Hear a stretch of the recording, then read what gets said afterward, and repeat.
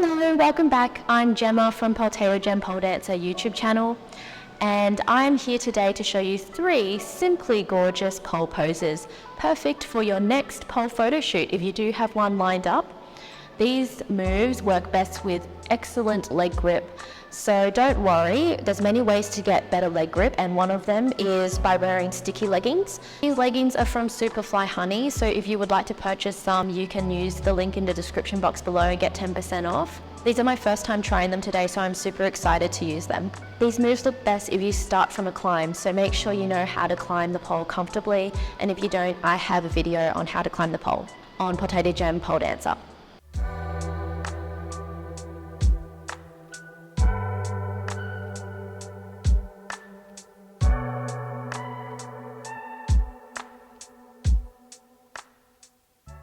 The first move is called a sit passé. I think I'm pronouncing that right, I'm not sure. Sorry. First you want to get into a straight leg sit. So from one climb, I like to bring my legs straight and lean to the side. Next I want to bring my shoulder to the front of the pole. Okay, so I'm still holding on, I'm leaning to the side so I'm nice and secure. So I can bring my elbow to the front of the pole. Sorry, my shoulder to the front of the pole. You can also use your hand over and reach to the side with your inside shoulder and then to the front of the pole to get into this position.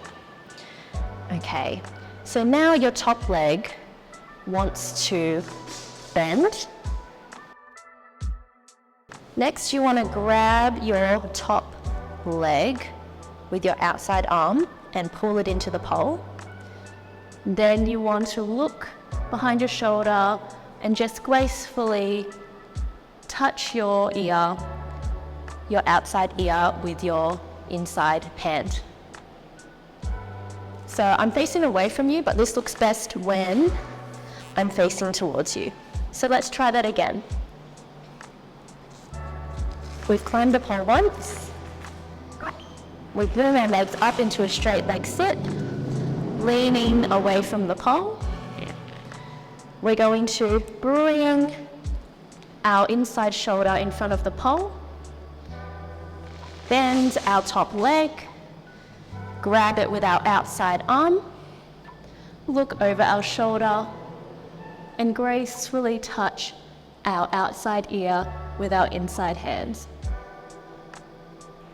Some top tips that I have for this move is to make sure you're leaning away from your inside arm or your top hand. So for me, my dominant side is my right side, so I'm leaning towards my left.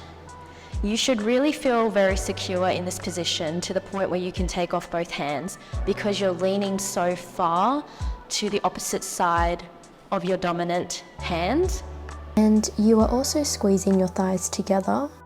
You can see here my top leg crosses over the bottom leg to help me do this. Before you bring your shoulder to the front of the pole, you can bend your top leg or the inside leg, hold it in place with your outside arm and push it into the pole. So this should feel very secure. Now you can bring your shoulder, the inside shoulder, to the front of the pole. To get around to the front of the pole, you want to be arching your back, okay? So it helps to pretend you're reaching to the outside shoulder and then forwards, bringing your chest forwards to bring your shoulder, inside shoulder, to the front of the pole. So again, you want to lean to the outside, bring your chest down by arching your back, and then look away.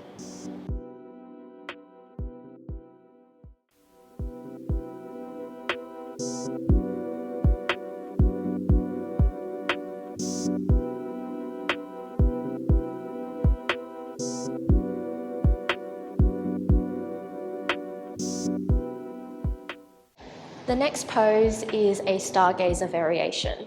For this move, you'll need to know how to do a crucifix, which I also have a video on if you want to watch that. So starting from one climb, I usually have my dominant leg, which is my right leg, behind the pole, and my non-dominant leg in front of the pole.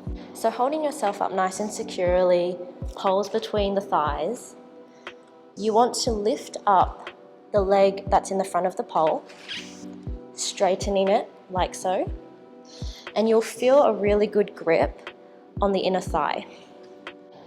Feel free to lift it up even more to get the best grip that feels the most secure for you. Next, you want to push this bottom leg behind the pole into the pole, and if you feel secure, you can arch back. If you feel very secure, take one hand off, and you can take the other off as well. Keep your hands on while you arch your back. Slowly release your hand grip, keeping your hands close to the pole, so if you don't feel secure, you can place them back on right away. So my top tip for this move is that it's all in the setup. So when you're doing an upright crucifix, you would know that you need to straighten your legs and sink down a little bit to get it in between the thighs.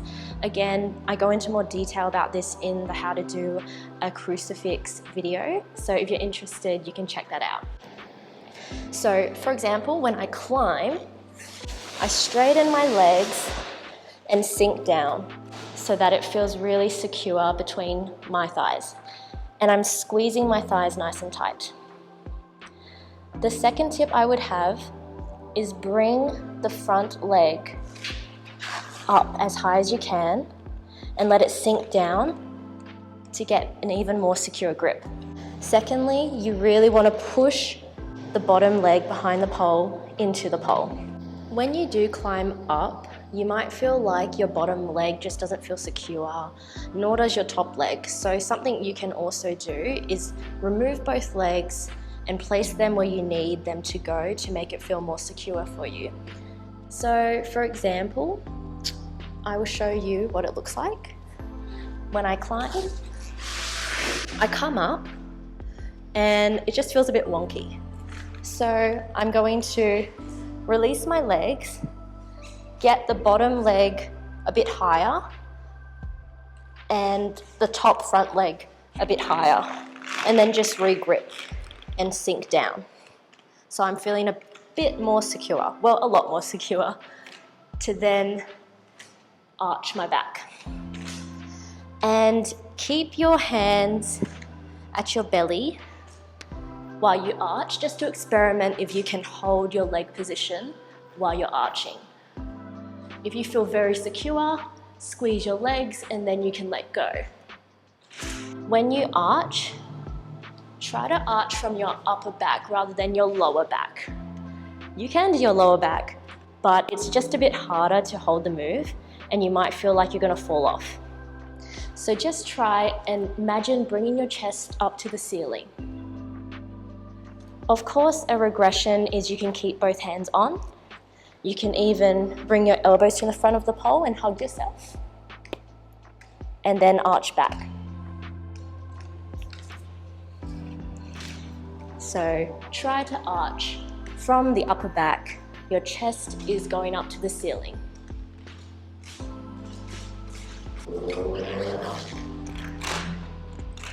You may flex your foot as well on the bottom leg behind the pole to give you that additional security. And again, as you arch back, push that bottom leg behind the pole into the pole, squeeze your thighs together. And you're almost pushing down with this top leg as well. As you push it into the pole, you're also pushing down.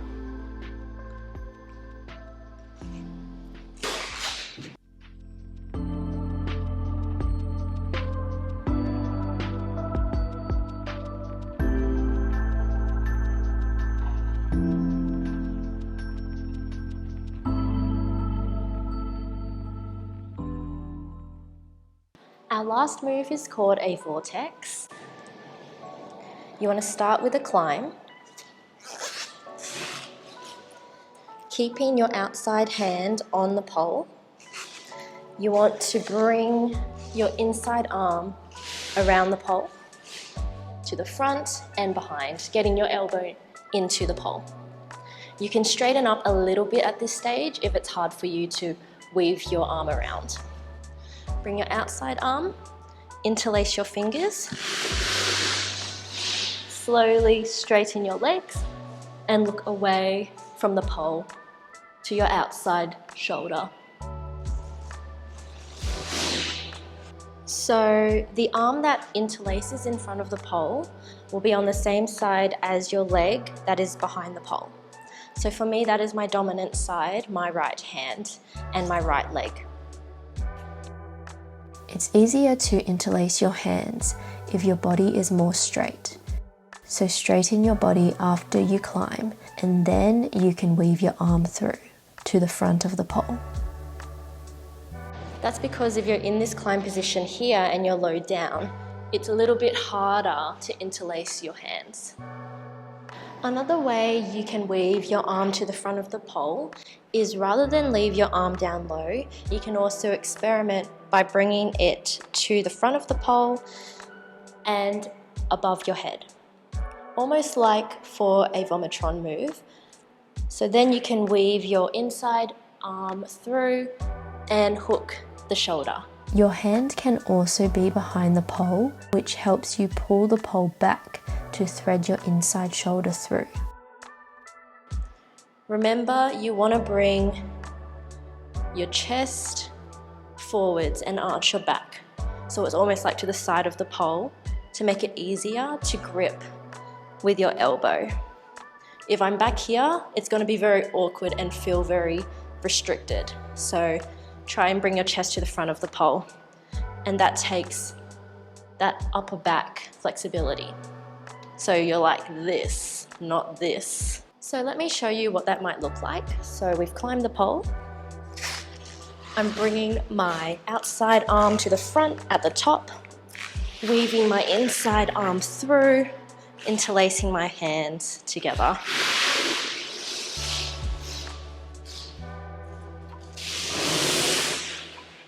To make it easier to interlace your arms, you want to think about arching the upper back and turning away from the pole.